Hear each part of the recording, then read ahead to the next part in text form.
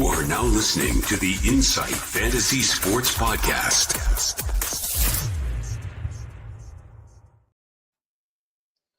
Welcome all and welcome into the Insight NFL Podcast. Last show of the week.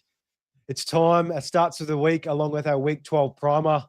Thursday, 20th of November. Secko, we had a little bit of a down week in our starts. We won't get hung up on that because it's time to bounce back. That's the greatest thing about this sport. Each week we just get to reset and run it all over again. How are you feeling about tonight as we look forward to Week 12? Yeah, pumped for this. This starts week. Had a great week. Week 10, week 11. If you guys let me down, as did you. We hit on a couple. Dak was a big one for me personally. I think he was QB 1 or 2 on the week, which was huge. And the biggest flop for me was Ladd McConkey. I don't think anyone saw the Jags doing an absolute boat race effort on Herbert and the Chargers. So now we'll move on. We've got some good ones in the dock for our starts of the week. Feeling confident, always optimistic before we kick these things off. I reckon we'll I'm not calling an 8 from 8, but I think we could get close, at least a 6 from 8 this week. So we'll circle back if that's the case. We definitely will be mentioning that on next week's show. But before we get into things, guys, any questions whatsoever, we'll try and stick to purely just start or sit questions for traditional fantasy.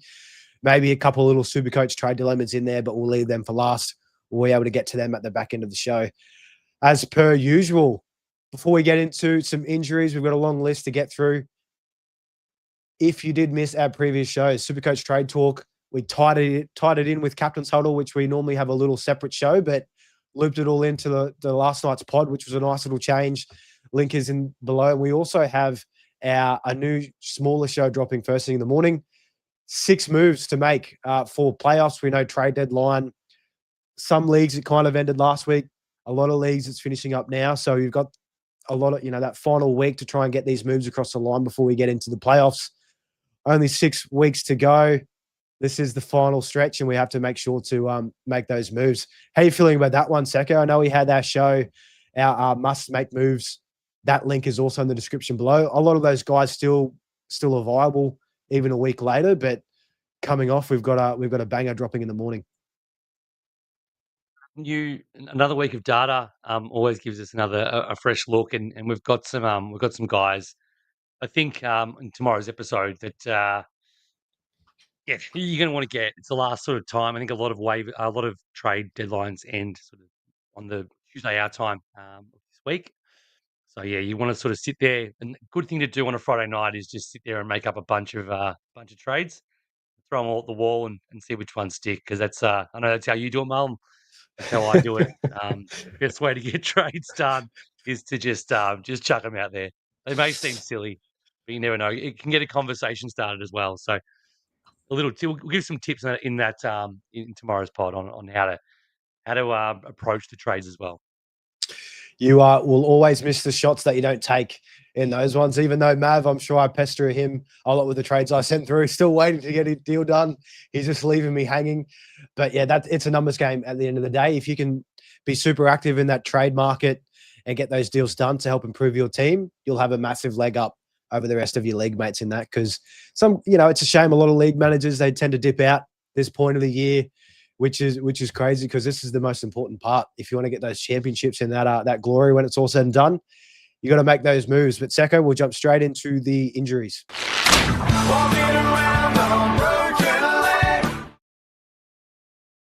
So we've got a few little layers in our injuries segment tonight. Again, there is still a couple of practices to go, so we're just throwing out everything that we've got news and reports for. Players that are ruled out that we know for sure aren't playing. Dalton Kincaid for the Buffalo Bills. He's dealing with that hamstring. We knew last week it's probably going to be a multi-week injury for him. He's definitely ruled out. CJ Stroud, another one that kicks off our first game of the week tomorrow with the Bills heading to Houston. It's going to be hopefully not a defensive fest there to kick off the week, but those two main guys ruled out will play a pretty significant part. How do you think about these two, Secko? I mean, Davis Mills, he's been on a winning streak with Houston. Maybe they're kind of looking to soft bench CJ Stroud a little bit. Hasn't been performing. I know you mentioned that on last night's show. How do you feel about this one, and especially with tomorrow with that game? Yeah, look, it's a little bit it was a little bit tongue in cheek. It wasn't necessarily. Yeah, it's not necessarily a soft benching, but it's always strange when someone's slated to miss. This must be his third game miss, I think. It's always a bit strange if someone's in that territory. I think 3 games with a concussion. It can generally be more, and that's the thing. And whether it's a benching or not, it's one of those funny situations. If you've got Stroud and you sort of shouldn't be relying on him too much. He's been pretty ordinary all year, but in a 2 QB, you've got to start looking for other options because he might not play for a while, and it's just a concern because concussions are one of those funny things. It's 1 week. Generally, it's 1 week, and you're fine. If it's any more than that, that's when it becomes 4, 5, 6. Seniorologist, forced benching by the league can also come. So it's one of those weird ones, but yeah, Kincaid's a massive out again. That's why I fear about. I mean, I worried about Allen last week, and he had 40 plus fantasy points. So he doesn't need anyone. He doesn't have any receivers, no tight ends. He doesn't need anyone to perform. So he's a freak. He's going to have to do it all again this week. And if you got him in SuperCoach, it's a very easy VC on that island game to kick things off. I know I love that. I just don't need to think throughout the week when that's the case. If you are looking for quarterbacks to replace CJ Stroud, potentially the new starter for Atlanta Falcons and Kirk Cousins, because Michael Penix Jr. is out for the year, has been some structural damage to that ACL. And in turn, Drake London, there was talks that Raheem Morris, the head coach there, is optimistic he might return next week, but we saw with these PCL injuries, could very well be a multi-week absence. How do you feel about that, Secko? Are you confident that London comes back next week, or do you fear that it could be multiple weeks missed? I'm not confident, and the only reason why I'm not confident is because a PCL strain is exactly what Ricky Pearsall had. He missed 6 weeks. It's exactly what Brock Bowers had as well. And he missed 1 week, and then he came back and just didn't look himself. Maybe he played 2. I'm not sure, but he missed another 3 or 4. So the only reason why I'm worried is because history says even if they do come back, they generally don't perform. So he'll want to play. Drake London's always done that. He's 4 years, 3.5 years as a pro. He's always wanted to get out there and play through injury. And he did it with his shoulder earlier this year, if you remember back to the start. So he'll want to play. I'm just a bit wary of his, like his ability to play, especially with the massive downgrade. And again, it doesn't sound like a massive downgrade from Penix, who wasn't great. Penix is great for London. His eyes lit up every time he saw him, and he does have a rifle arm. Whereas Kirk Cousins now, if you've seen him post Achilles, and if you watch that the quarterback show on Netflix, you just sort of noticed it. His arm velocity is completely gone. He throws off his back foot a lot more, so he has those ones that hang in there. And it's just not going to work for London like it has been. So if you've got him, you probably can't shop him. That's the problem. It's just one of those things. And hopefully he misses a couple and then he comes back 100% for your playoffs if you're in there.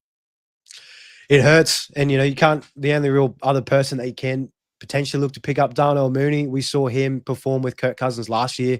Wasn't pretty, but he got the job done. Well, Kyle Pitts, I have to get Kyle Pitts' name in there always. It's in the contract. I have to get it in. But we'll move on. For the Cardinals, Secko, we've got a couple players that are ruled out. They're running back Amari DiMarcado and also Marvin Harrison Jr. He was dealing with that appendix surgery from last week. We saw a massive blow-up from Michael Wilson with Jacoby Brissett, threw the ball 45-plus times. Could be the case again, but we'll get to this matchup later on. But how do you feel about this one? Could it be Michael Wilson time again in back-to-back weeks? I mean, Trey McBride's been killing it no matter what. But, yeah, these 2 big outs for the Cards.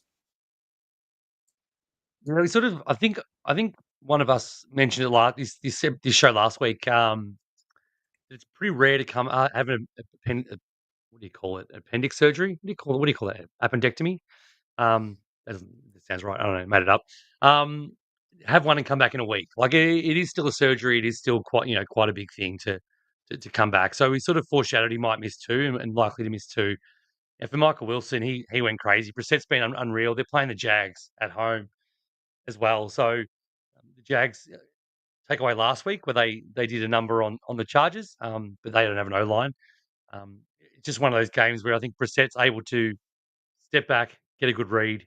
He had 59 pass attempts last week in completions. He had an NFL record completions, more than anyone ever in history. So accurate, even if he has a lot of them. Mike Wilson had 18 targets.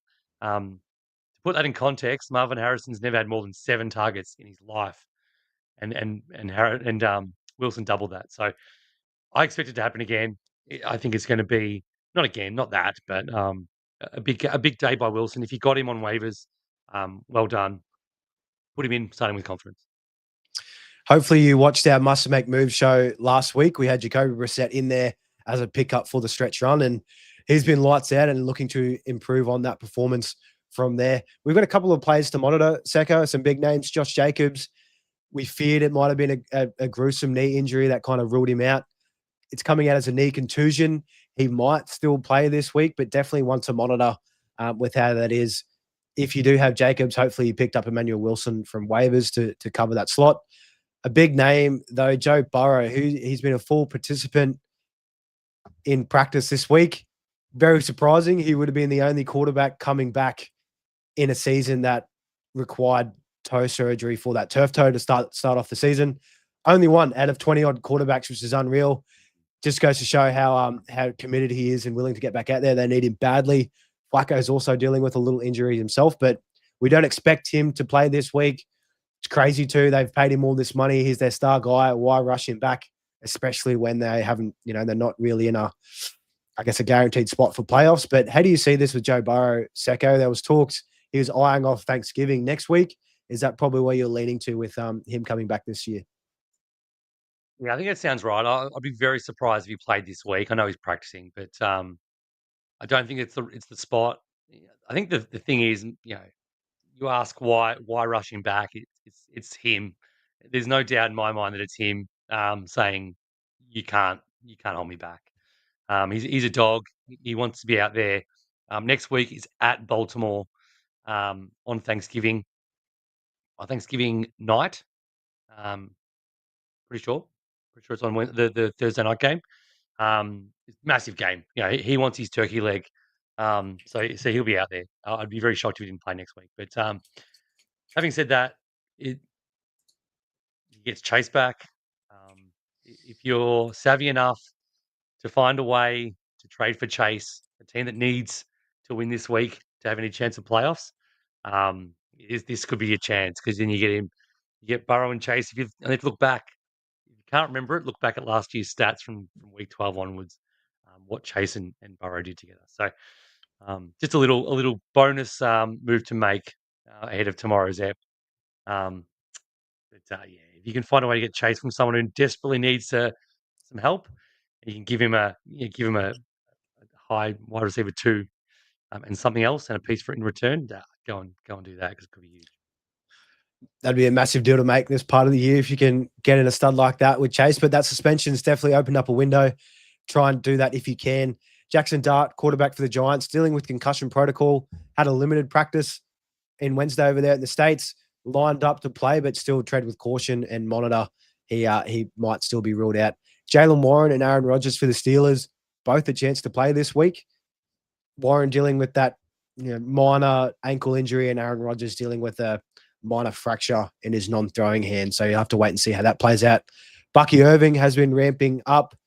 Definitely don't take what the head coach there, Todd Bowles, has with certainty because he could have been placed on IR. He's already missed 8 or so weeks, still yet to play. How do you feel on this one, Secko? I know for me, super biased on Bucky. I want him back ASAP. I've got him in a whole heap of spots. I feel like they need him badly, and I feel like as soon as he comes in, Sean Tucker just takes a back seat. Yeah, I think so, and that's where the hesitancy on the Sean Tucker hype has to begin. I feel like he every chance he doesn't play again. That's just how it's sort of been trending. But I think as soon as he's back, he just gets it, and I feel like they're holding him back to till he's 100%. Like not just sort of 95%. They're waiting till he can actually have an impact and being every down back as he's shown he could be late last year. So they're playing the Rams. It's not the spot on the road, cross country. There's a lot sort of going against him making the trip and playing. And I think after that, their schedule opens up quite a bit. They got the Saints. They got a bunch of easy opponents after that. looking up now. It's Arizona Saints, Falcons, Panthers, Dolphins, Panthers. So I feel like the smart move is they play 3 straight games at home after this week in LA. Unleash him week 13. If you've got him, I think, I just feel like it's going to be a league winning situation where you haven't been able to use him for 10 weeks, but when it's all worth it, you forget all about it if you got to the playoffs with him, and then that Arizona, Arizona Saints 2 weeks to get you into the playoffs, and then an absolute dream playoff run. So anyone who's got him, be happy. Hopefully, you've made it into the playoffs. Let's hope. And the Bucks is a good thing for them. They're going to win their division. They're sitting at the top as is. They're a game ahead of the Panthers. They no need to rush. Let Bucky get ready and absolutely smash down the stretch. A couple of guys too back from injury, Secco, that we'll run through quickly. Keishon Boutte for the Patriots. He's back healthy after that hamstring injury. And sadly, we hate to see it, Ramondre Stevenson is also back healthy. So I saw a quote from Mike Vrabel, the head coach there. He wants to kind of get them all involved, even Terrell Jennings as well. He threw his name in the mix, which you just hate to see. Henderson has been a phenom the last couple of weeks up against the Bengals in an absolute smash spot. Are we hoping that Vrabel has woken up, or do you kind of feel like with Stevenson back, they still might split touches here in New England?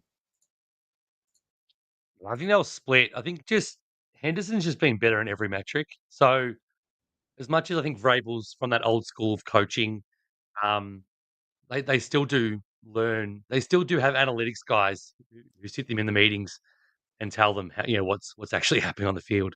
And they will sort of back that. My only fear is that Ramondre goes goal line, which he almost certainly will. The positive on that is that Henderson only got 3 touchdowns because there was goal line involvement, but he can break anything big. I think he's very playable against the Bengals D this week, and then you can obviously reassess based on what Stevenson does. But I wouldn't be too scared off this week. I think Ramondre probably is the 1B at least for 1 week. There's all the injuries that we have so far, but make sure to stay tuned, stay locked in with all the updates because there is still a couple more days to come that could heavily influence your starts for this week. Starts of this week, Secco. Let's jump straight into it. Let's play a little Hot Guys Club. Pull over by this hot guy and let me out. That's I don't know for you, but that absolutely blew my eardrums out with how loud that came through. But it's what we need. Let's get shaken up. Starts of the week, Secco. I'll kick us off with the bat. Quarterback for me this week, Caleb Williams up against the Steelers at home in Chicago. Caleb Williams had a poor week last week up against the Vikings, but their running game just kind of did everything. Really didn't need to pass the ball. Up against the Steelers, their strong suit on defense has been stopping that run. So I think in turn, they're going to have to lean on Caleb. Hopefully, Roma Dunze gets more involved. Colson Loveland, especially in this matchup, the Steelers league points to that tight end. I hope he can get a nice little touchdown.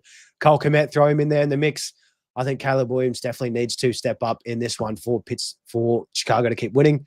And we've seen at home, Caleb has definitely performed better. Week 1, 24 points up against the Vikings. Week 3, 29 up against Dallas. Did have a down week in week 7 against the Saints, but I'm just going to throw that one out because that was a very gross game there with Spencer Rattler and those defenses going off. But then the Giants in week 10 went off for 25 points. So I'm hoping for at least 20 points here. The Steelers are 29th in fantasy points allowed to opposing quarterbacks, 21.5 points on average. So I really think that Caleb Williams can just elevate this week and bounce back after a poor outing in week 11, excuse me. Yeah, I absolutely. I hope so. I think it's a big week for Rome. I think the Steelers, people still have it in their head that the Steelers are a good defense. They really haven't been against the pass. Very exploitable, as you said. So, I think it's a great start. I think it's, Caleb, mate, Bears are on top of the division. So, in a division when they're playing with Detroit and Green Bay. So, they're doing everything right at the moment. Keep it going. My And QB your start, of Secco, yeah. you go. Yeah, I my was going QB to start say, of the week. yeah. It's ready. It's ready. Loaded in. I can't hold back any longer. I've been waiting for a long time to say this guy's name.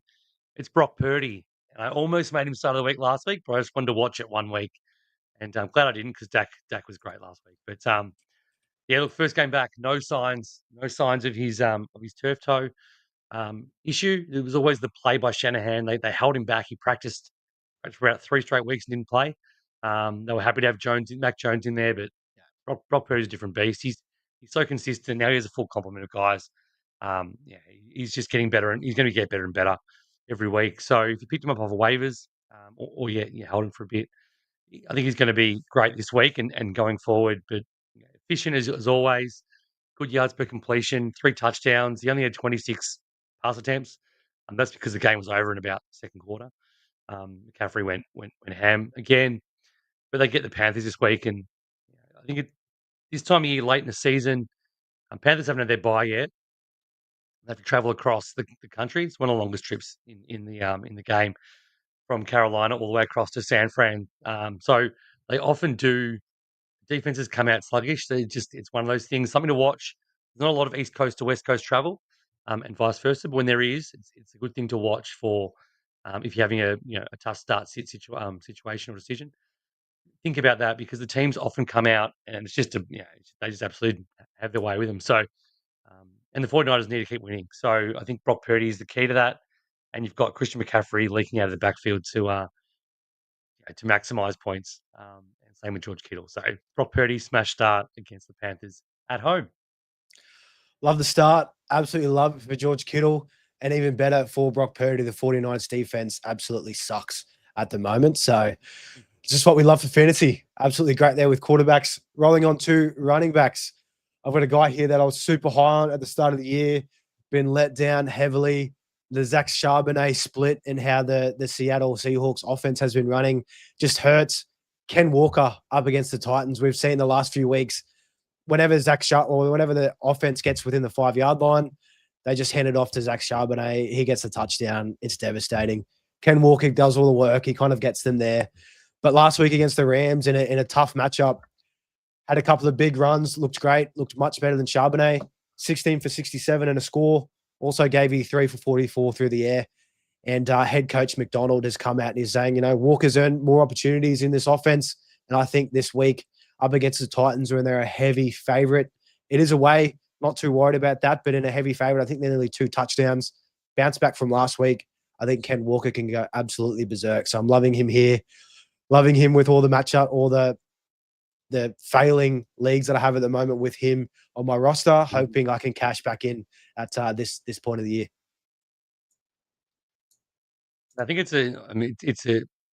so funny. It's so funny because you have hopes for him all this time, and you keep thinking he's the best back in that offense, and the offenses look good. They're moving the ball well, and they're winning games, and then it's just never happening. But I think you're right. I think now's the time when things start to turn. So you had a great game last week, facing me in a couple of leagues, of course, where I lost. My only 2 losses came with Ken Walker. That touchdown pretty much ended me both times, but it's good to see him back because I've always liked him as a player. My running back start of the week is a guy who's been a little bit up and a little bit down, but this is an up week. I'm very confident of it. It's David Montgomery of the Detroit Lions.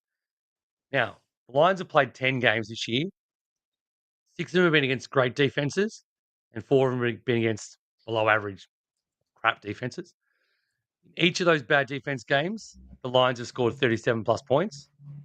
Just a little spoiler, they're playing the Giants this week at home. In those 4 games, Monty is averaging 14 carries, 86 yards, and a touchdown. That's good for almost 15 non-PPR points. He's getting a couple of catches here and there as well.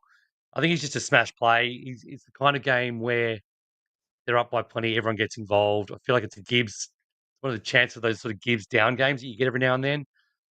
It's coincided with a couple of bad opponents where Gibbs hasn't been the main guy. It's been Monty. So I think this is the week.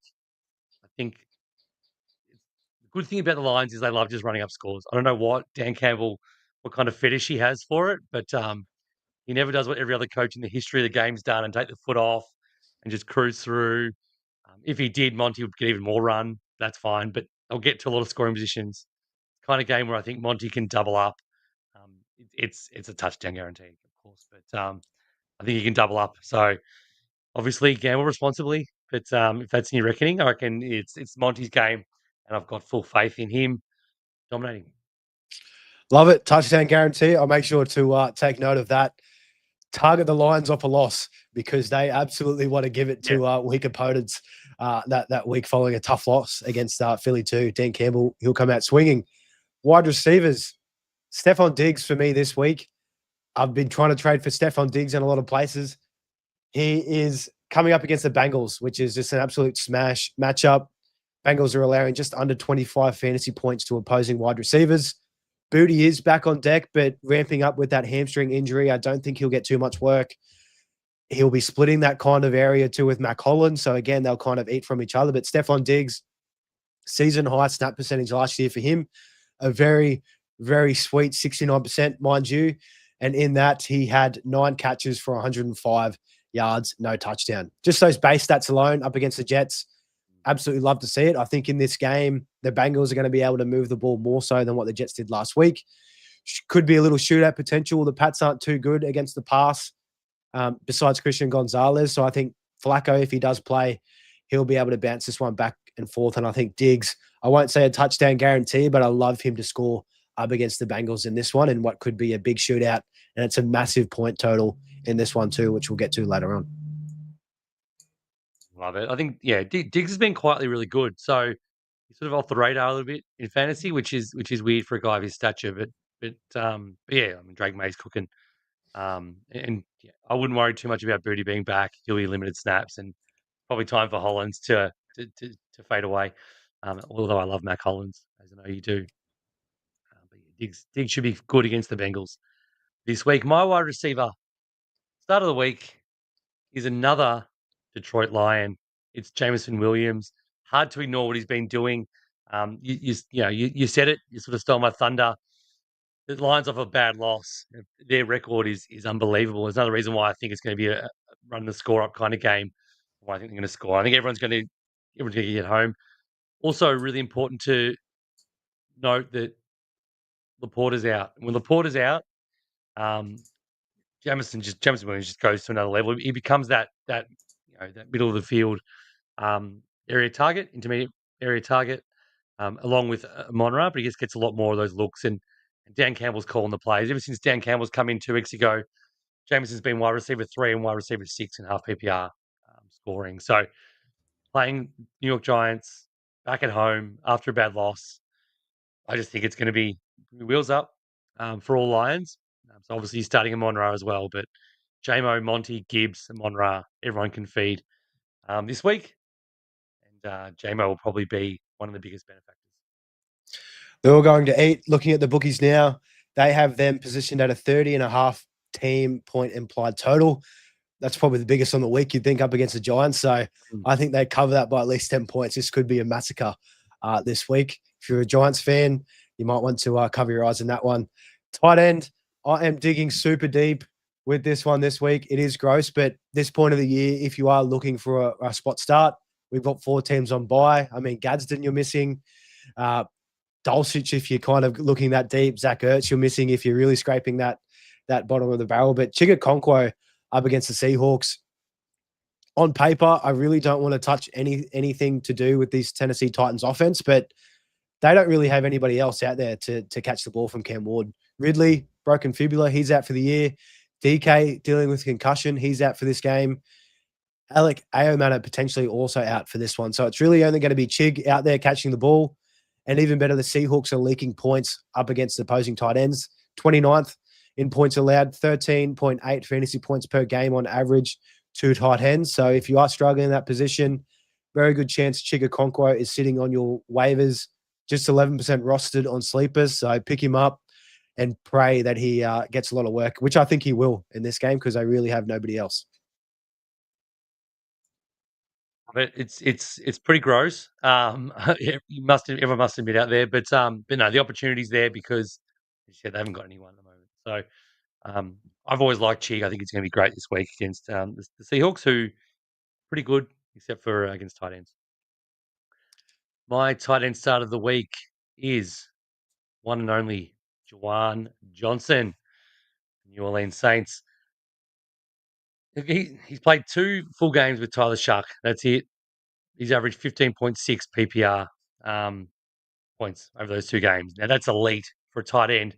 That's pushing top 4, top 3, top 4 levels of output over a very small sample. But what I can see, he's the number 2 target in offense. Now that Shahid's gone, it's very much Olave, and then it's Johnson, and Shuck's been better than we thought. He's been better than than probably giving credit to over the journey, and I think he can definitely facilitate to someone like Juwan Johnson, who has been quietly good even without even with Rattler. He was great at the start of the year, bit of a hot pickup, and then he sort of cooled off for a little bit. I think he got injured for a while there, if I'm not mistaken. And ever since he's been back, his snap shares are up, his targets are up, his catches and his receptions are up in the top 5 or 6 of tight ends over the last month. So all that together, I think if you've had Kincaid, you've had Kraft, you've been streaming some guys, you've just copped Gadsden on the bye. Now's the time you can you can pick up Juwan Johnson if he's on the waivers and go nuts, and you can probably keep him for the rest of the year because there's good matchups all the way through now. He's a clear number 2 pass catching option there for the Saints, and even better, he's got a very slick and magical mustache, which gives him a little added boost. We'd love to see that. Defensive Secko, it's interesting the options that we have here. It's going to be a gross game in this one here that we've got coming up. I've got the Browns up against the Raiders. Gino couldn't have been more wrong at the start of the season from my end. I was relying on Gino to be a nice little cheap pickup. I thought he was going to do well in this offense. Pete Carroll, we've seen what he's done with there, but man, he's just looked so horrid. And up against the Browns with Myles Garrett, I think he's leading the league in sacks at the moment. He's just an absolute monster. The Raiders O-line could be the worst in the league, and that's with the Texans in mind as well. It just looks so sad. I think Browns could have a whole heap of turnovers in this one, and I definitely will not be watching. Your defensive start of the week, Secko, who do you have? My defense start of the week is the Las Vegas Raiders versus the Cleveland Browns. Pretty safe to say our projection is this game is going to be borderline unwatchable. I'm not sure if you mentioned it. I think it's a 30. We're going to get to later. I think it's 36.5 over under. That seems generous to me. I know that your defense is going to dominate, but I think the one reason why I think the Raiders will dominate is Shedeur Sanders getting the start. And there's a lot of buzz around this guy. Everyone's heard of him. Came in for his first action last week. He went 4 for 16, 25% completion. By the way, 47 yards, which is fantastic. Good on him on 16 pass attempts, and again interception as well. QBR was 13.25. He made Dylan Gabriel look pretty competent, which is hard to do, and almost look like a Pro Bowl level kind of guy. By comparison, Las Vegas haven't been great. This is an opponent play, but they have been able to stop bad offenses. They had 12 points against Denver a few weeks ago. They had 17 DST points in standard DST scoring against Tennessee. Cam Ward. I think Cam Ward and Shedeur Sanders pretty similar sort of stuff. I really think that Max Crosby could finally find his way to getting a few. He's been a bit stiff this year. He's been double teamed a lot, but I feel like he'll smell some rookie blood and go massive. So multiple turnovers, multiple sacks in those games against bad offenses and offensive lines. So I think it's time. If you go on the stream, I think Raiders can be found on most waiver wires and have a crack. And they can be one of those weeks where you have sort of a big score, a week winning score out of your DST as opposed to a 6 or 7 that you normally get. Yeah, the total's 36. I mean, I can't really see it going over 25, honestly, with these two offenses and the defenses on the opposing end. If you took anything from that and you were planning on watching this game, just don't do it to yourself. It's going to be very nasty there. But that closes out our starts of the week for week 12. We'll see how this is all come back around next week. And I'll tell you what, there could be a few hits. I think in particular those defenses. I think that sticks out like a sore thumb with those ones there. We will get into our game previews of the week. Let's jump straight on into it. Let's preview the games for the week ahead. It's time for Game Talk. Again, from the top, 4 teams on bye: Chargers, Broncos, Commanders, and Dolphins. Kicking things off, Secko, we mentioned it a little bit at the start of the show, but the Bills heading to Houston take on the Texans. Bills are just under a touchdown favorite, and the total is 43.5. I think that total is pretty generous. A lot of those points are probably going to have to come from Josh Allen because there's not many other pieces out there that are going to be able to do too much on this one. I mean, for the Bills, it's really James Cook, Josh Allen. I mean, I'm struggling. You know, as a Bills fan, there's just really nobody else. I mean, Josh Palmer, getting back from injury, couldn't really do too much. Gabe Davis could be a little sneaky savior in this one, could catch a long bomb, but it's not likely because the Texans, I think they're the number one defense in the league so far this year, so we hate to see that. And on the Texans side of the ball, Secko, I mean, Davis Mills experience, Nico Collins, Woody Marks up against a soft Bills defense could be some potential. How do you see this one playing out? Yeah, I mean, I think you nailed it on the Bills side, and I think the 43.5 is probably giving a lot to Josh Allen's performance last week. The Texans are great. It is in Houston as well, and these Thursday night games have been pretty ordinary of late. So I think 43.5 is fair. I might even dabble at the under, but I just feel like it's every chance to be like a bit of a more of a defensive battle with the lack of weapons, and if Cook's Cook's contained, and Josh Allen doesn't have a Superman effort, it could be not as high scoring as we'd like. The Texans is Nico Collins has been so good. Davis Mills has actually made him better. I think he's had double-digit targets in the last 4 weeks, which is phenomenal. He's connecting. He's having some sort of big-ish plays to make his days bigger than what they could be, but good players make good plays, right? So Collins is a smash star. I think Woody Marks against this offense at home, this defense at home is a great play. I think his last week's start of the week, and he had plenty of opportunity, didn't quite break one, had about sort of 70, 80 yards. So not a smash, but I think this is the kind of week where he's fully taken over. He's the main guy now, and the Bills have given up a lot on the ground. So, and Davis Mills hasn't got much to pass to outside. I think Dalton Schultz is also maybe not a lock to play tomorrow. I think he get past, but he might be underdone. So sort of Collins and not much else. So Woody Marks is a smash play, but I would probably sit everyone else, including Higgins, Hutchinson, and Schultz, as I mentioned. Yeah, I'm there with you there. Bills are the 31st ranked at points allowed to opposing running back. So the bottom of the barrel, they've been horrid. Can't see that changing in this one. Moving on to the kicking off the early Monday morning slate here in Australia. This is going to be a good game to watch. Even better if the Chiefs lose. It is the Colts heading to Arrowhead. Chiefs are just over a field goal favorite. Biggest total of the week in this one too with 50.5. I mean, JT off the bye, he could absolutely run rampant against the Chiefs. Michael Pittman might be a bit more of a risky start, and in turn, Daniel Jones as well, Secko. So for the Colts, we'll start there. I mean, JT, starting him no matter what, but Danny Dimes and Michael Pittman, how are you feeling about those two this week? It's tough. The Chiefs have been pretty good. I mean, the Chiefs are a good defense. They don't strangle as well as they have in the past. So it's interesting to see how they go off a bye. You've mentioned that well. It's teams off the bye can really come out and show a few things.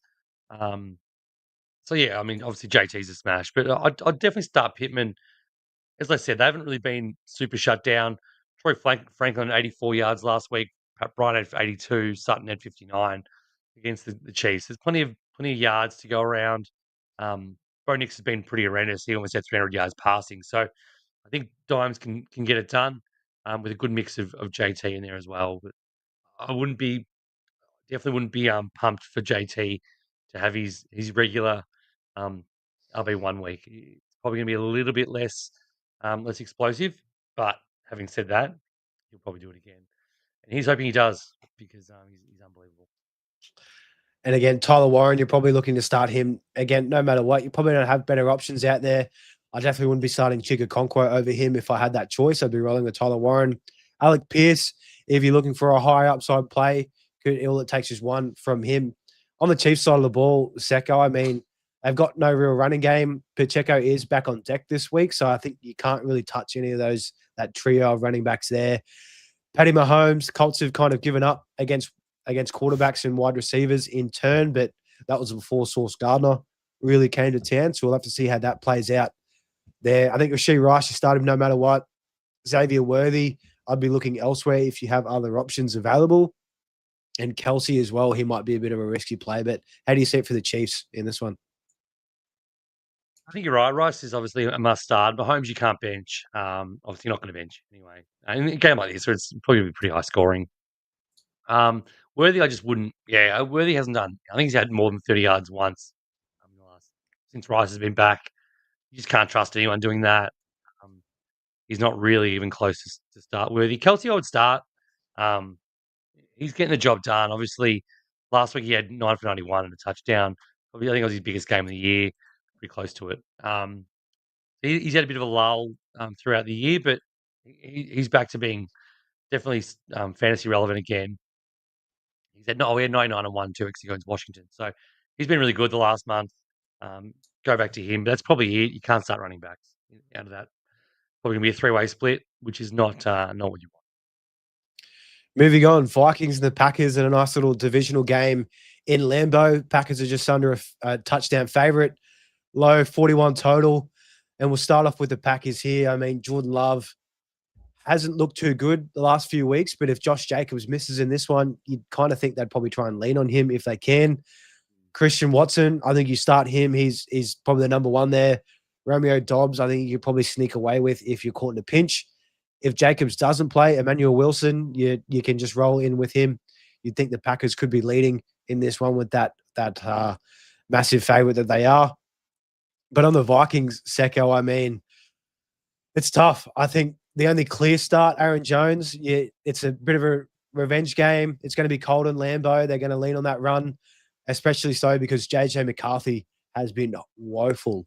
So with that being said, Justin Jefferson, Jordan Addison, JJ McCarthy, how do you feel about those three against the Packers this week? It's so hard to project. I struggle every week. I keep thinking this is going to be the week, and this could be the first quarterback that Kevin O'Connell can't figure out. Having said that, Justin Jefferson's getting the targets. He just needs, I don't know, needs something to go right. And Green Bay haven't got the greatest secondary, so I think you're definitely starting Justin Jefferson if you have him. Maybe not a start in two wide receiver leagues. If you've got sort of two studs, he wouldn't be a wide receiver one or high wide receiver one, but he's definitely in that startable range. And Addison, I wouldn't bother. Hawkinson, I wouldn't bother. And I think Jones with the narrative is a good one. But again, I just don't think it's going to be. This could be one of those lower scoring games. A bit cold. I don't think there's any snow forecast, but I think the weekend's pretty cold there. So might be one of those sort of underwhelming games. Probably a good thing it's at the early slate. Moving on, the Patriots and the Bengals. We spoke about this one where I'll be watching this game very closely. Pats are a touchdown favorite, whopping 50-point total. I think that's the second highest on the week in this one. I mean, for the Pats, Stephon Diggs, my start of the week, Drake May. If don't ever even think about benching him, he's an absolute stud. How do you feel about the running backs, though, Secko? I know it's a smash matchup. Would have been ideal if Stevenson missed this week because it would have been a clear Henderson, but we've had so many weeks of seeing what it looks like with Stevenson healthy. It's hard to trust, but then again, it's hard to not play Henderson in this spot. And you touched on it. Doesn't mean many plays. That game against the Bucks, 2 runs for 50+ yards. Doesn't take a lot. But how are you feeling about this one in that running back room? Yeah, I honestly think against the Bengals you can play both. It sounds really weird. I think Stevenson's definitely in that flex range, and I think Henderson's a must start. Even if you start him and the worst happens and he gets 8 touches and he only has 35 yards, you'll be pissed off. But you're a lot more pissed off if he does the same thing again as last week against what we know is a really, really good matchup. So I just can't see a world if you've got him that you're going to bench him.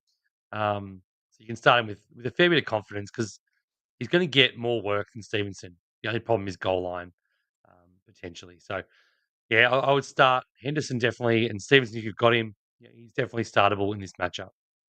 I think also Hunter Henry, if you are strapped at tight end. Bengals really love to give it up against that position, so you can look to roll him in there as well. A nice, juicy, high implied point total. For the Bengals, Jamar Chase is out. Looking to be Joe Flacco. He is dealing with that injury, but we expect Joe Burrow is probably going to be at least another week. So hopefully old Joe can roll out there. T. Higgins with that Jamar Chase has been lights out. Even with Christian Gonzalez, you're probably going to start him no matter what. I actually don't mind Chase Brown in this one. I know the Pats have been pretty solid up against the run on the ground, but Chase Brown has been getting so many targets lately. He's had 6 catches in the last 2. Really like him there. Andre Yoshivos, if you picked him off waivers, I think you could probably start him. Not with confidence, but he could be a nice little play there. Don't really know if there's anything else outside of that, Secko. How do you see the Bengals in this one up against the Pats? I think you're right there. You can start them all. There's going to be plenty of passing from Flacco. I think Chase Brown's a great start. The only other thing is tight ends, and unfortunately Noah Fant was a bit of a pickup type guy, but it looks like Gesicki's going to be back and active, so probably just dilutes that a little bit more. Not knowing who's going to get more out of Fant and Gesicki, so probably can't start either there, which sucks. It's Chase Higgins, and if you've got Yoshivas, he's a flex guy. Moving on, Giants and Lions. We spoke a heap about this one. Lions are a massive 10-point favorites, 50 total points. So tied there with the Bengals-Pats matchup. And for the Lions, I think we can definitely just rule it out. Start all of them. Jamo, Amon-Ra, Gibbs, Monty, and Goff looking for a smash matchup in this one and bounce back after that loss against the Eagles. For the Giants, Secko, it's still up in the air if Dart is going to get the start. If he doesn't, you got Jameis Winston under center. He was able to support Wan'Dale Robinson, Theo Johnson in that previous game. How do you feel about the wide receivers and also in turn the running backs? I mean, Tyron Tracy didn't have a bad week last week, but Singletary, they're kind of using him around that goal line, so they're both eating into each other. Well, the Singletary has 10 carries inside the 10. Tracy has none. So, but Tracy has more yards, attempts, everything, and then their points per game is almost virtually identical, or fairly close, I think, which sucks because you've got the better player playing between the 20s, and you got the other guy coming in and getting some points. It sort of makes them both, um, you know, flex plays at best. You wouldn't want to be pumped to play. Really, I think if Jameis plays, you don't really want to start anyone except maybe Theo Johnson. Um, he didn't look great. Jameis, we like the idea of Jameis probably more than what Jameis can offer now at his age and experience. Having said that, I think Dart plays. I'm interested to see what happens with his game style. There's been a lot of talk about it. Dayball was all for him, you know, going all Cam Scatterbo and trying to shorten his career. He's had a bunch of concussions already, which is not good for anyone. I think Kafka's going to make him play more pocket quarterback, which might actually help.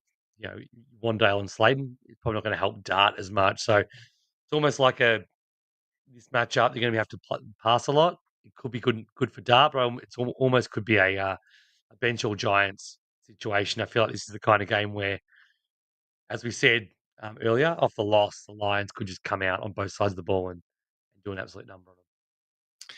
It's going to be a fun one to watch for sure if you're a Lions fan. Moving on, the Jets heading on to Baltimore to take on the Ravens. Ravens are a massive 13.5-point favorite, 44.5 total points. So they're definitely going to be covering a lot of that there. I mean, for the Jets, Tyrod Taylor's getting the start. There's still no Garrett Wilson. Adonai Mitchell in his start last week did absolutely nothing. The only person I'd be looking to start is Breece Hall, and it might be tough up against the Ravens. You can't think that they'd be in a winning position for a lot of the game. With Tyrod Taylor there, you'd hope that he gets more receiving work, which is going to boost him up in this one. But, I mean, Secko is Mason Taylor. Was you looking at him at all? Outside of Breece Hall, it's hard to picture starting anybody with confidence this week for the Jets. Now, I even think Breece Hall's not really a confidence play, but I mean, you're definitely starting him because I think there's going to be an uptick. He really hasn't had that passing work like he has in the past with Fields. So hopefully Taylor does something to flick that around. The interesting thing is I think from memory that Mason Taylor was considerably better with Tyrod throwing him the ball, and I might be misremembering that. I made that sort of twisted, but I think he's viable. The tight ends, the tight end situation at the moment is pretty rough, and anyone on any given week can really be relevant. But we'll see what happens there. Tyrod's been far from great as well, but I just you can't really start anyone else outside of probably Brees and maybe Mason Taylor. At a pinch, that Ravens point total though, like 30 implied. You've got Lamar, like now's the time. People are worried about Lamar. Another little bonus must make move. Put out some feelers for Lamar. You might be able to get him a little bit cheaper than you think. People are really panicking about his perceived lack of form or loss of form, which I think is all going to go away very quickly. Oh yeah, it definitely will for Lamar. Even in a dynasty lens, I'm trying to make a couple moves for him. It's definitely a lot more achievable than what he was at the start of the year. So cash in while you can. Off a down week for him too. Last week, I think he could bounce back in this one. I think everybody for the Ravens probably eats. I mean, Derrick Henry could definitely see him getting a couple touchdowns in this one. Zay Flowers even can look to see him eat without Sauce Gardner there on the other side of the ball. The tight end room, Secko, I know you're a fan of Isaiah Likely trying to, starting to emerge down the backstretch. Schedule is very nice, but Mark Andrews is still getting that touchdown rolls. He's getting the rushing opportunities to run for 30-odd yards and score, which is just that'll never happen again, which it did last week. But how do you see the Ravens in this one up against the Jets? It's telling all props to Mark Andrews. He's still going. It's his last. I think he knows his last year at in Baltimore, and he's making the most of it and doing a good job. I still think that likely is more likely than not to take over um, at the pointy end. Now that could start this week because as we know the Jets are not great, but they definitely give up points to a lot of positions and namely tight end. So I think both of these guys can be startable. If you got either, you can probably start them. But yeah, I think Mark Andrews is definitely still a start until he proves he's not. And Likely's, maybe I'm wrong about this, and I just think Likely's eventually going to have a game that we all go, oh shit, this guy actually is good. So could easily start this week as massive favourites at home against the Jets. Steelers heading to Chicago to take on the Bears. Bears are just under a field goal favorite. Nice, healthy 45.5 implied point total in this one. For the Steelers, could be the Mason Rudolph experience. With we're not get up to Christmas yet, but we are close enough for him to unlock. And I kind of think, Secko, if it is Rudolph on the center, I think it might be better for DK Metcalf. We saw when he came in relief last week when Rodgers went out, hyper targeted DK. He didn't really do too much with it, but it's good to see more targets heading his way. Jaylen Warren is a bit fishy coming off that injury. Even if he does play, you might want to temper expectations. I'd probably still start him if you do have him and he does play up against the Bears here. Even Kenny Gainwell, they could split. They could both kind of eat up against this Bears defense. Outside of that, you're probably not looking to play anyone from the Steelers. And for the Bears, we mentioned it. Caleb Williams, my start of the week.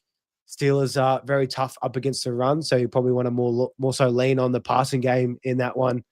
In turn, DeAndre Swift does get the pass catching role when it comes to the running back, so he still might be a viable option. I'd probably still start him if I had him there in this matchup. But how do you see this one playing out from both sides? I mean, is there anyone you're looking to sit given this matchup in this? I mean, Kyle Mononga is probably the clear one that sticks out for me. Yeah, I was going to say Mononga. The Steelers have been pretty good against the run, so I think Swift. I wouldn't be loving having Swift in the lineup this week. I feel like it's just going to be one of those ones where they throw it a lot more, and the game plan is very slanted towards that. Home against the Steelers, Soldier Field probably going to be going to be one of those game plans. I feel that Ben Johnson's going to want to exploit their secondary and the aid. They've got some young quick guys in Dunze and Burden and Loveland over the middle. So I think they can really exploit that old secondary in Pittsburgh. Pittsburgh side, I mean, I'm happy to start sort of, as you said, I still think Aaron Rodgers will probably play. He's sort of that stubborn guy. It's his left wrist as well, so he'll just put a wrap on it and play. And I wouldn't, DK Metcalf's just the biggest enigma in fantasy just about at the moment. He last week he started off good. He had a couple of big catches, up to 30 plus yards in the first couple of drives, and then got some late, but it just, or the week before maybe It just goes periods, quarters and quarters of the game without ever getting a look or doing anything. Very hard to trust, but you wouldn't want to bench him. And I think Warren's a good start if he plays. He said would have been fine to come back on if they were if they were being safe. And Gainwell was doing well enough in relief, but they know that Warren's their guy. And Gainwell's was more of a passing back out of the backfield on the passing downs. Moving on, we've got a couple of gross games coming up here. Seahawks heading to Tennessee, taking on the Titans. They're very similar spot to the Ravens, just under 2 touchdown favorites. It's a 40-point total, so you can do the math there. The Titans aren't expected to do too much in this one. Seahawks are a lights-out defense. They could very well shut out the Titans this week. I feel bad for Cam Ward and those guys there. For the Titans, Chika Okonkwo, only one I'd be looking to start. Maybe even Tajay Spears with that receiving role for him. Definitely be looking to sit Cam Ward. Unfortunately, if you do have him, that I can imagine you'd be having a tough year. For the Seahawks, Secko with that massive 2 touchdown favorite or just thereabouts. Darnold could be a bounce back against a weak defense. He could very well have 2 passing touchdowns himself. JSN could eat. It'll all happen within the first half because they won't need him besides that. And then Ken Walker, one of my starts of the week, I think he could go ballistic. So how do you see this one playing out with a low 40-point total? I think JSN's pretty locked in.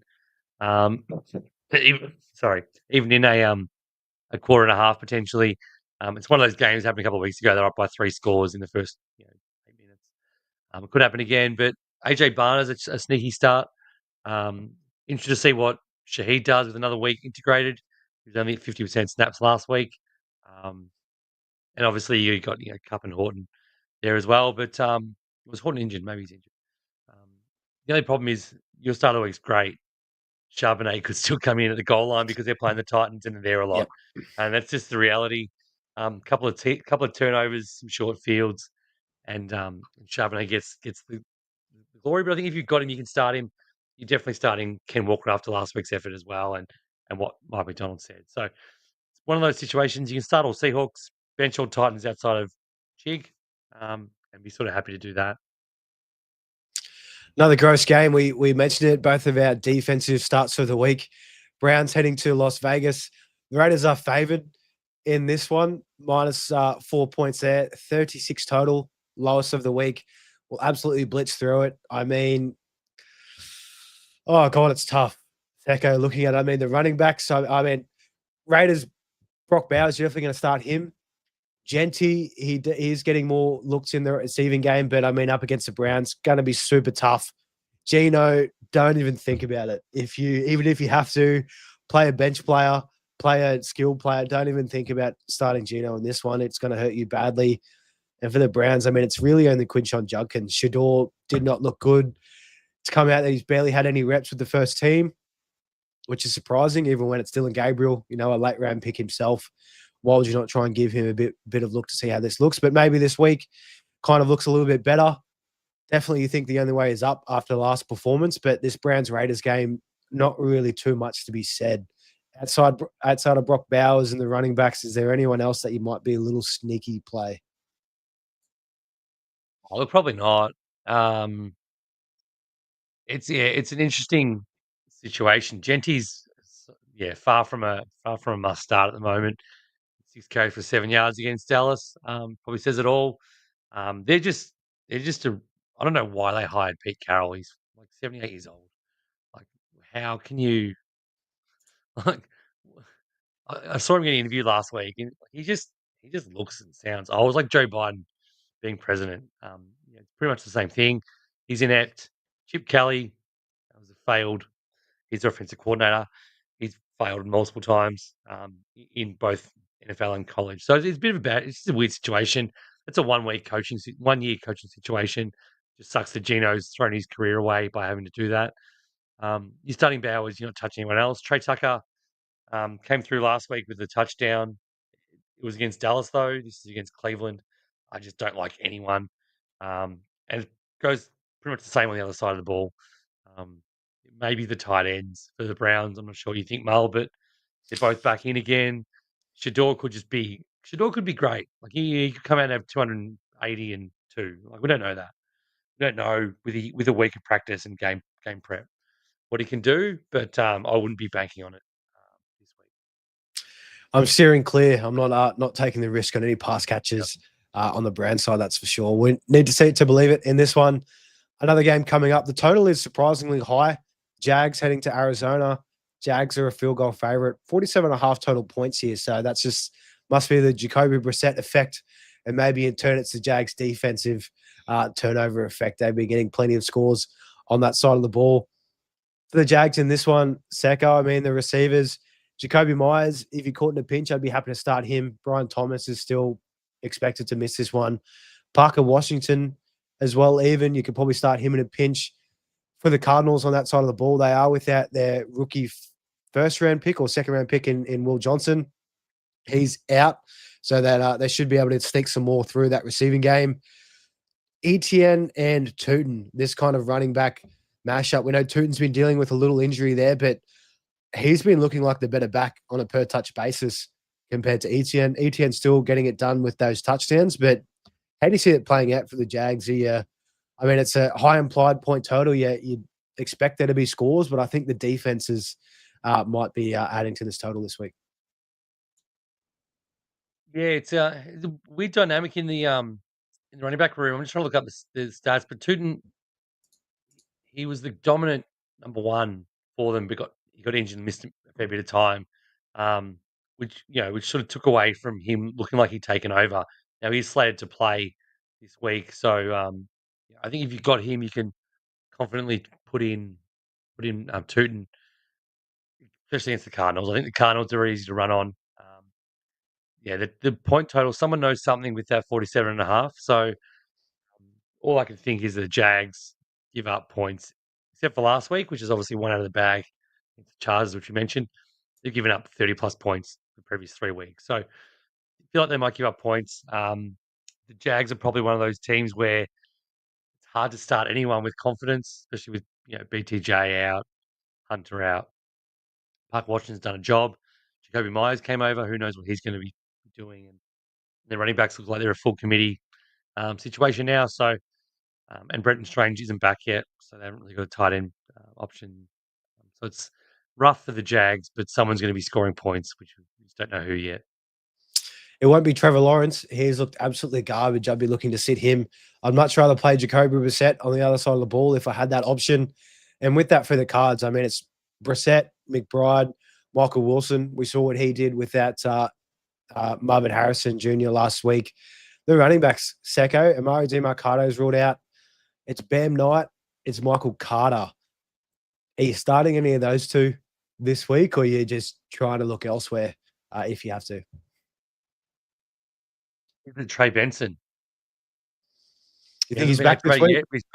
His practice window's been opened. Stranger things have happened.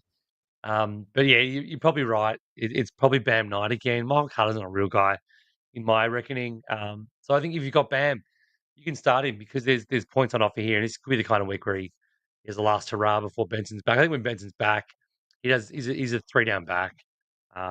They've given him extra time as well, which is good to completely heal from that meniscus surgery that he had. So if he's not back, you can start Bam. But if Benson's back, it might be a bit of a gross committee situation there, and not one you want to sort of invest too heavily in.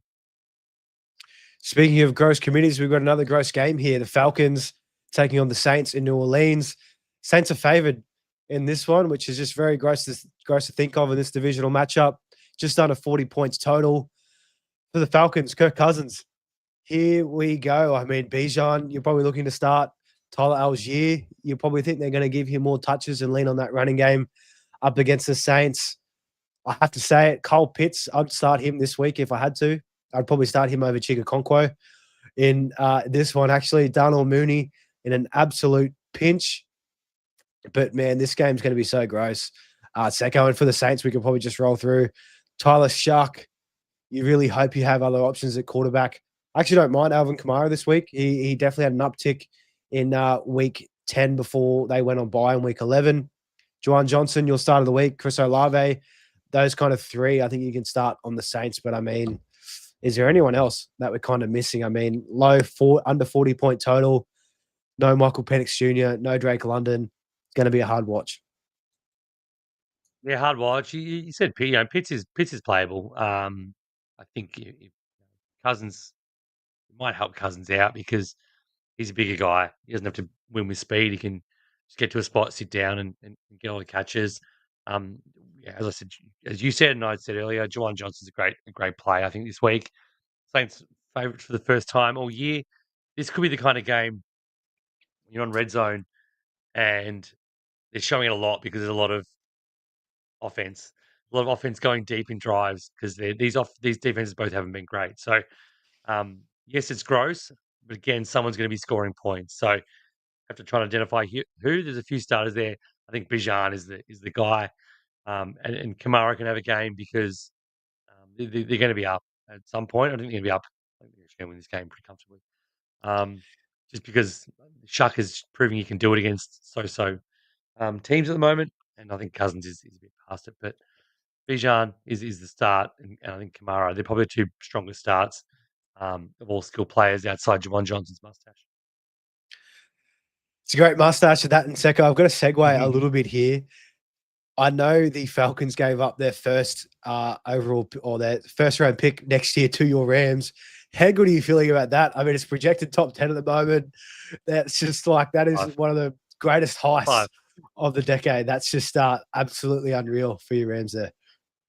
Yeah, we're 8-2, and we have the current number 5 pick. Yeah, it doesn't get much better than that. That's unreal. Let the Saints win again. Let the Saints win again and push them further down.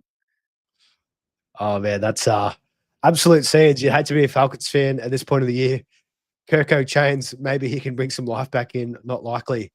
Divisional game back to back here in the later Monday morning slate. Eagles heading to Dallas, taking on the Cowboys. Eagles a field goal favorite, just under 48 total points here. I mean, for the Eagles, you start everybody against the Cowboys, right? Like that's been all year long. They've been a weak defense. They looked a little bit better last week with Quinn and Williams, but they were up against the Raiders and they can't move anything. Really like Saquon in this game. Really love Saquon for the rest of the year. Mind that, even with Lane Johnson going out for a couple of weeks there, I don't think it'll really matter up against this Cowboys front. AJ Brown, Devonta Smith. Who do you reckon outperforms this week, Secko, out of those two? You know, I'm a big Devonta Smith guy. Out of the two, it could be anyone. This is the bonanza you want. Yes, they got better prior to the trade deadline, but yeah, I just don't think. The good thing is Dallas is playing well, really well on offense. It's going to be one of those games where Philly can't just rely on their defense to win the game and do nothing. So I really think this is Devonta Smith bounce back situation. AJ Brown will go well as well. I think if anyone got up, it's probably the one who gets hurt the most when the other two are up and about. But he should still get some of his. And with you, Barkley's an absolute smash this week. And for the Cowboys, we saw what they did up against the Eagles in week 1. Without CeeDee Lamb, it was a nice close game in Philly. Now back at home in a dome with CeeDee Lamb healthy, ready to roar.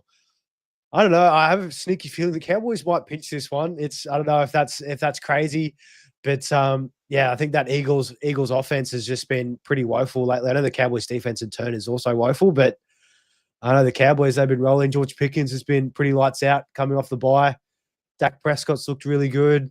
CeeDee Lamb could be a nice big spot for him, but I mean that Eagles defense, it's hard to think them leaking up points. But for the Cowboys, Secko, is there anyone else that you're kind of looking to sit? I mean, how do you feel about Javonte Williams in this one, perhaps? No, not great. That's the one I was going to sort of highlight. It's a really tough matchup against the Eagles. They do make it very hard on rushing games. Jacob Gibbs, Jameer Gibbs, 12 for 39 last week. Monty 627. They really stifle the run against those guys and sort of make you beat them with your arm. And I think Dak is more than happy to do that. I think Javonte might be bold, but I think he's close to being a sit this week, to be honest. I can definitely see it being an 18 for 40 odd scoreless performance there. And outside of him, the four main guys all started. George Pickens actually outscored on the back of last week's big week, outscored Lamb since he's been back in PPR points per game. So Pickens is his smash start. Don't overthink it. Don't overthink because Lamb's there or anything like that. And it's a tough defense. Pickens and Lamb both starts. Dax a start. And Ferguson has been a little bit quieter the last little bit, but yeah, he's definitely going to be. He's still scoring touchdowns, and at the end of the day, if you're a tight end to score some touchdowns, you're better than most. That's for sure. It's a wasteland in the tight end area. Sunday night football for us, prime time on the Monday around lunchtime here. It's going to be a great game. Secko, I'm sure you're keen for this one too. The Bucks heading to LA, taking on your Rams. Rams are just under a touchdown favorite, just under 50 total implied points, which we absolutely love to see. For the Bucks, they still put up 30-odd points up against the Bills last week. They did lose in that one, but I mean, up against the Rams, Emeka Egbuka, you're starting him no matter what. Baker, in turn. Kate Otten with Godwin and Mike Evans still out there. I know Godwin was limited in practice this week, but he's been like that the last few weeks anyhow and just hasn't been ready to kick off. Probably the biggest question for the Bucs side of the ball is that running back room. I don't think Bucky Irving comes back this week. I like how you said it. Why make that trip, when they've got all these home games coming up? Just let Bucky get fully healthy. They're still in the lead for the division, even if they lose this one, so it doesn't really matter too much. If you have to start a running back, Sean Tucker or Rashad White in this one, who would you really lean towards? I had to it'd be Sean Tucker. The problem is the Rams have been pretty good. I mean, last week Ken Walker got off the chain a little bit against them. Yeah, they're pretty solid defense. Christian McCaffrey was kept 30 yards on 12 attempts the week before, and they haven't played much else before that. But fair to say. But I just think it's one of those weeks where I'd rather sort of steer clear and look elsewhere if I can. I still think it's going to be a mix, but I think they have to throw a lot. I think it's going to be Baker throwing the downfield a lot. Obviously, Ibuka comes into play massively this week in LA, having to to carry the team really with Baker. Having said that as well, this could be the kind of game where it's not a great watch. My travel across the country narrative comes into play here again as well. So it's just one of those things to watch. I wouldn't be surprised. Having said that, I'm a Rams fan. I'm probably going to get beaten by the Bucks. It's going to be a bonanza. But yeah, part of me thinks that the under is on track here, and it's going to be a bit of a underwhelming game, especially with the Rams and McVay's current propensity to throw out three tight ends on a bunch of plays and take away from Puka's upside. We hope to see Puka go absolutely ballistic in this game. I guess I'm a little bit more hopeful if Baker can keep the ball moving, hopefully a bit of back and forth. I'd love to see the total go over because then in turn, I think Puka would go absolutely ballistic. They haven't really needed him the last few weeks since coming back from the bye. I mean, he's still performed. Even still, they're only really playing half of the games. You're starting Kyron, you're starting Stafford. Devontae Adams last week, Secko, I do have to ask. He had 8 targets, 1 catch, and for a touchdown. Was it his 1,000th touchdown? 1,000 or 100? 100, definitely, yeah. Definitely 100 touchdown. Was it 1,000? No. Definitely not 1,000. Picking anybody up, picking that's way too many there. But do you think he could probably bounce back in this one? I know he was pretty upset. I saw a clip of McVay handing him the game ball at the end of the game, his 100th touchdown for his career, but he was clearly visibly upset after only having 1 catch for 1 yard. Mind you, it didn't count in a touchdown. But yeah, how do you feel about Devontae in this one up against the Bucs? It's the classic Mike Evans stat line, the 1-1-1. Yeah, I think it's a bounce back spot. I feel like they're going to have to throw it a lot still. He is the red zone threat. He's had 7 touchdowns in the last 4 games. Even with a bad game, yeah, he's definitely on track to bounce back in some capacity. And the Bucks defense has been pretty good. They are slightly better against the run still, and somewhat exploitable. So I think Stafford's going to have a decent game and be able to hit both of his guys a fair amount. Just hoping that, as you said, Baker can keep up with them and really maximise these guys that we rely on late in the week. Last but not least, the Monday Night Football game kicking off in San Francisco. Carolina are heading over there to take on the Niners. Niners are a touchdown favorite. It's a healthy 48.5 total points. You'd love to see that on the final game of the week. Brock Purdy's healthy. Ricky Pearsall, we saw him. He was just kind of running around out there. You probably hope that he gets a bit more involved in this one, but don't really think they'll need him up against the Panthers. I mean, it'll be the CMC show. George Kittle will get a touchdown. I won't guarantee it, but he just looks so much better with Brock Purdy under center. He loves Brock Purdy. It's actually absolutely great sights to see.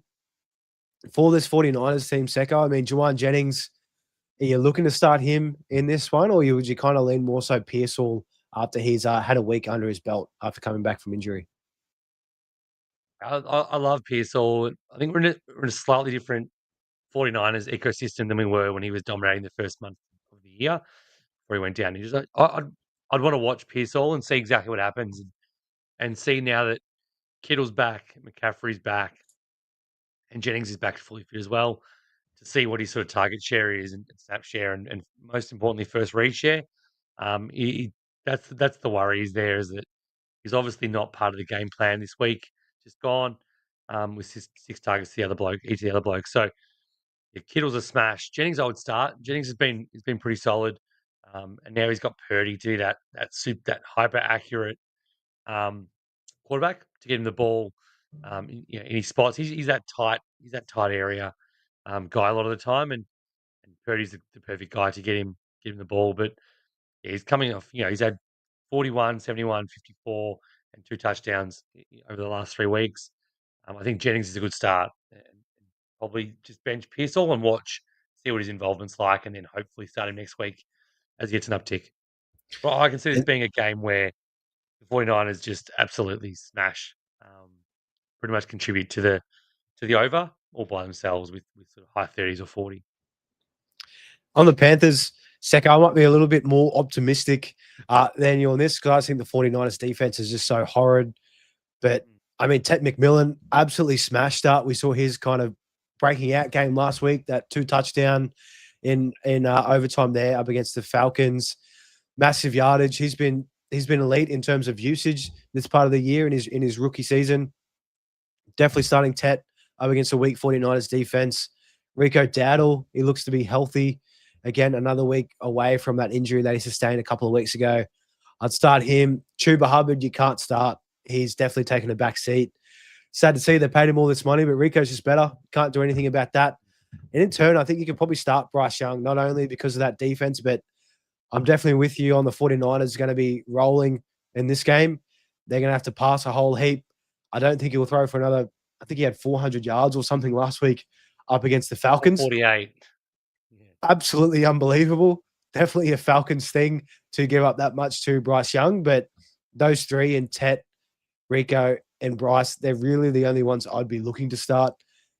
Do you think Coca or even JT Sanders might be a little sneaky play in this one? Yeah, how do you see it for the Panthers side of the ball?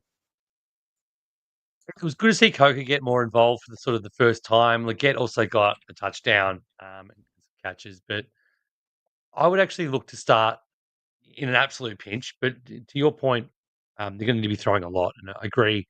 They're going to be catching up for the entirety of the game. So I think Rico, you're still starting him, but potentially if he's not as involved in the pass game as he has been, just temper expectations a bit. But Coker's started to come on. Four catches, 52 yards. He had a 2-point conversion as well, I think, from memory on the weekend. Getting a bit more focus in the game plan now that he's fully fit and integrated. But yeah, definitely McMillan, Dowdle, and Young. If you've probably 2 quarterback leagues more so, he's not going to have 448 and 3 again. I can confidently say that. But yeah, I just have a feeling that it's going to be a multiple score game for the majority, which sucks as a spectacle on a Tuesday afternoon. As long as there's points, because we've been we were let down last week with the Eagles and the Lions there to close things out. Oh no, Yeah. it was the Raiders and the Cowboys, but even still, that wasn't too good of a watch either in that regard. But that'll close us out for the week 12 game by game previews for fantasy. Hopefully answered a lot of your start sit questions there. If you do have any other questions, make sure to throw them on the YouTube comment section below. And as per usual, if you are watching on YouTube, smack that like button, smack that subscribe button, and ring that bell, and you'll be notified for when we are dropping up shows each week. Dropping multiple, one will go live in the morning. Our 6 final moves to make for the year while you've got that trade deadline still in play. And of course, if you did miss our previous shows this week, all linked below, as well as our must-make moves show as well. So closing things out, Secko, week 12 is coming up. We're at the back end of the year. Any closing thoughts before we sign this thing out? 3 weeks till playoffs in most leagues. Sometimes it's week 15 as well, 16, 17, depending how many teams you got. Most around week 14 is the last week of the regular season. So it's the push. Now it's time to look ahead, time to plan. Hopefully your record's sort of 8-3 or 9-2 or 10-1 or 11-0, and you can start preparing. The podcast coming out tomorrow is really going to help you, make those last moves that you need to do to strengthen your team going into it. And it's what we're here for. Here to help you all the way through till playoffs and through playoffs to dominate and smash everyone and get the right team to win every week. So pumped to get everyone through, but week 12, can't wait for it to start tomorrow. We're here to win championships here at Insight NFL, and if we can help you in any way, we'd absolutely love it. Thanks for tuning in. Best of luck for week 12. We'll see you guys next week. If you are looking for moves, make sure to tune in tomorrow night's nice little 20-minute show dropping first thing in the morning. Goodbye.